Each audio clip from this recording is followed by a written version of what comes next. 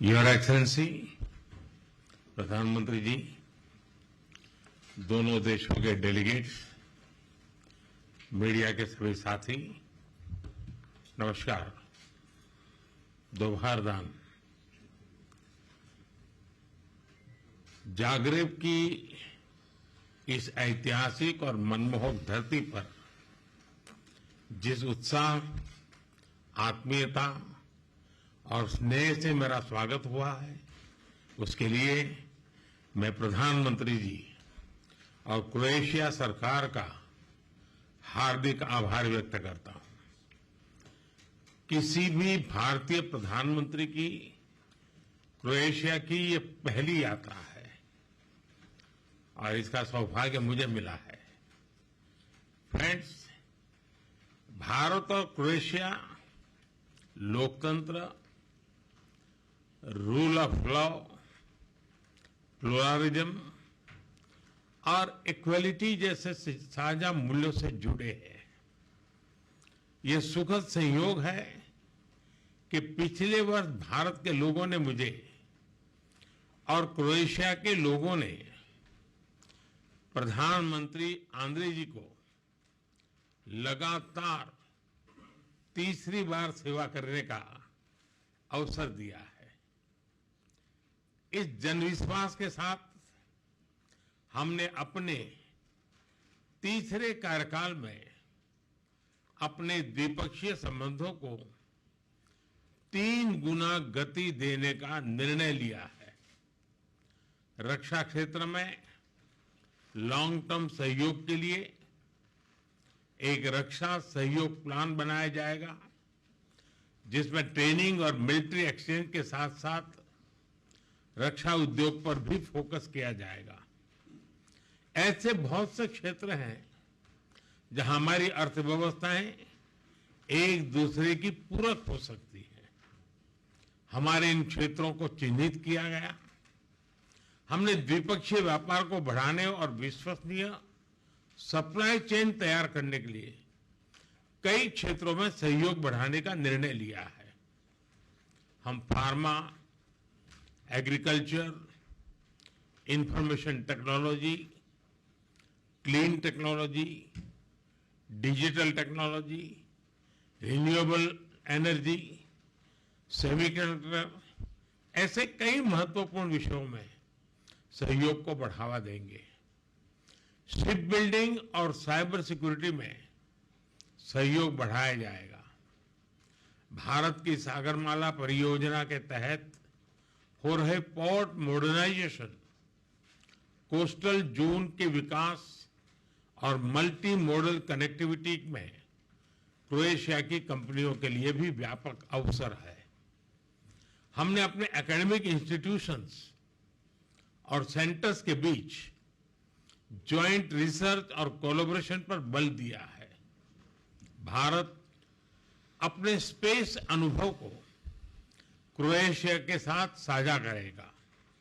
Friends, हमारे सदियों पुराने सांस्कृतिक संबंध आपसी स्नेह और सद्भाव का मूल है। इवान फिलिप वेजनिन ने 18वीं शताब्दी में पहली बार यूरोप में संस्कृत व्याकरण प्रकाशित किया। 50 वर्षों से जागरेब यूनिवर्सिटी में इंडोलॉजी विभाग सक्रिय है। आज हमने अपने सांस्कृतिक और पीपल टू पीपल संबंधों को और बल देने का निश्चय किया है। जागरेब यूनिवर्सिटी में हिंदी चेयर के एमओयू की अवधि 2030 तक बढ़ाई गई है। आने वाले 5 वर्षों के लिए कल्चरल एक्सचेंज प्रोग्राम तैयार किया गया है। लोगों के आवागमन को सरल बनाने के लिए मोबिलिटी एग्रीमेंट को जल्द पूर्ण किया जाएगा। क्रोएशियाई कंपनियां भारत की आईटी मैन पावर का लाभ उठा सकेंगी। हमने दोनों देशों के बीच टूरिज्म को बढ़ाने पर विचार विमर्श किया। यहां पर योग की लोकप्रियता को मैंने स्पष्ट रूप से अनुभव किया है। 21 जून को अंतर्राष्ट्रीय योग दिवस है और मुझे विश्वास है कि हमेशा की तरह क्रोएशिया के लोग इसे धूमधाम से मनाएंगे। फ्रेंड्स, हम सहमत हैं कि आतंकवाद मानवता का दुश्मन है, लोकतंत्र में विश्वास रखने वाली शक्तियों का विरोधी है।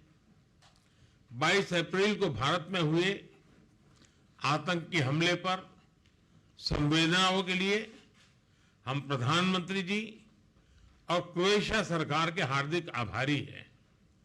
ऐसे कठिन समय में हमारे मित्र देशों का साथ हमारे लिए बहुत मूल्यवान था। हम दोनों सहमत हैं कि आज के वैश्विक वातावरण में भारत और यूरोप की साझेदारी बहुत महत्व रखती है। ईयू के साथ हमारी स्ट्रेटेजिक पार्टनरशिप को मजबूत करने में क्रोएशिया का समर्थन और सहयोग बहुत ही महत्वपूर्ण है। हम दोनों इस बात का समर्थन करते हैं कि यूरोप हो या एशिया, समस्याओं का समाधान रणभूमि से नहीं निकलता। डायलॉग और डिप्लोमेसी से ही वही एकमात्र रास्ता है। किसी भी देश की क्षेत्रीय अखंडता और संप्रभुता का सम्मान आवश्यक है।